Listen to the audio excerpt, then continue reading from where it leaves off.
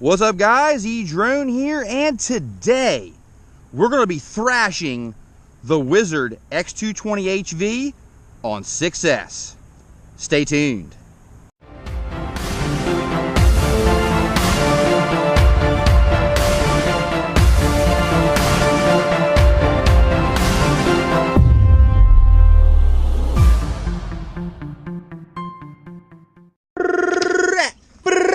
Success pack, gonna rip that. Yeah. Woo, woo, woo, woo. Feel the heat. You got RX? Oh yeah. Oh, you're good. I saw her go green. Cause she'll start beeping if it ain't got RX.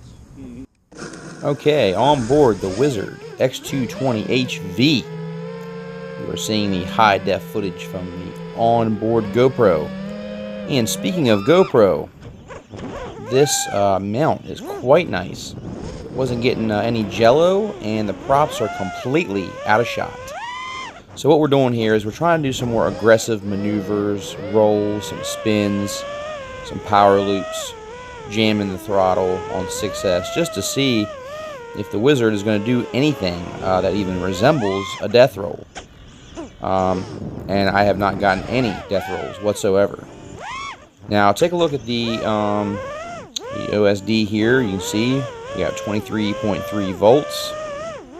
We are on R1, and we have good RSSI.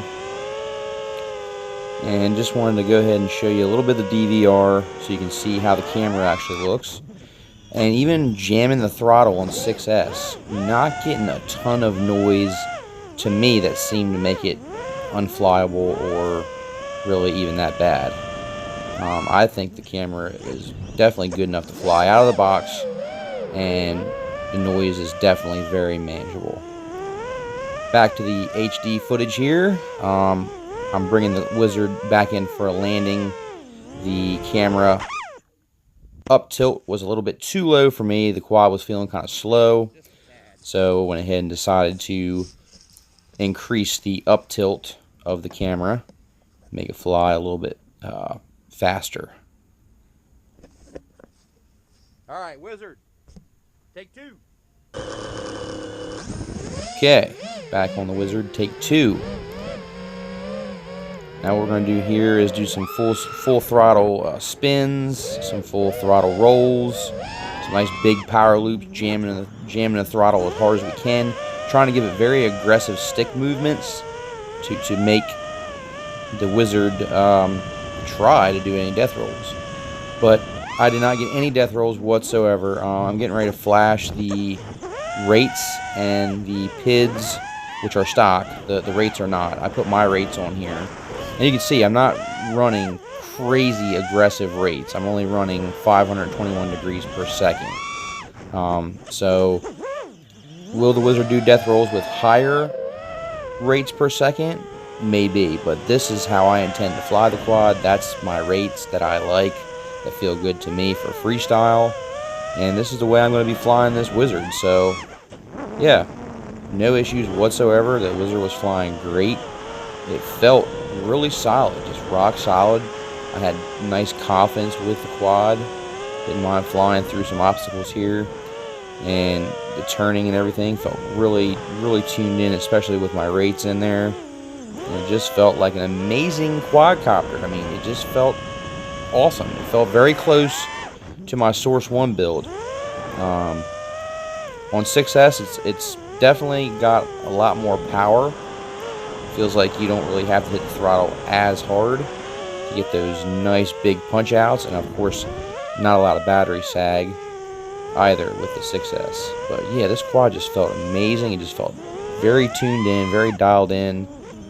And once I started doing some really aggressive maneuvers, I started feeling confident, and I started doing a little bit more gutsy tricks and flips and flying through some of the awnings. But yeah, I would say if you want to put in some lower rates like I have, and you're going to fly this quad for freestyle, I feel like that's where this quad's going to shine. This quad is meant for freestyle. Even though they give you a 6S pack, which is kind of getting to be the standard for racing, Now you can see, I mean, I'm jamming the throttle, full throttle, and I'm doing as hard a turns as I can when I do my flips and my rolls, full stick deflection, and it was just solid. It just felt very good. It just felt solid. So either I got an extremely good wizard, or my rates are so low that it's just not affecting the flight controller to where it's not doing the rolls of death. Now I will say I did lift the board off of the ESCs, and I will say that when I plugged the board back in with the pins to the ESC, it was a very solid feel when they plugged in. It felt very solid. It didn't feel like they were loose. A very tight feel. So that's a good thing. Yeah, I really have had a great experience with my Wizard. Every pack I've flown, I've just liked it more and more. Each pack, I can't get enough. I'm just like, man, this is the perfect backup quad. I love it on 6S. I love it on 4S. Just think it's a really good quad. Now, I'm going to show you a durability test. So I went ahead and let my buddy Josh Withrow hop on the sticks. With a Wizard X220HV. Here's the footage of my buddy Josh Withrow flying the Wizard on 4S. And you can see he's doing some nice little smooth maneuvers here. And he ends up hitting the branch, going down. And I think when he went down this first time, it ended up messing the motor up, because look, even in turtle mode, it would not flip itself back over.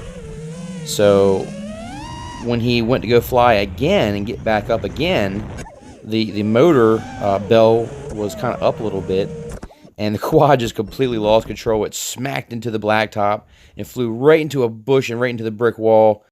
The only thing that was damaged from that crash, and that was a pretty crazy crash, was just the top piece of the antenna came off. Literally, that was all the damage. We were even able to push the bell back down onto the motor, and it flew excellent.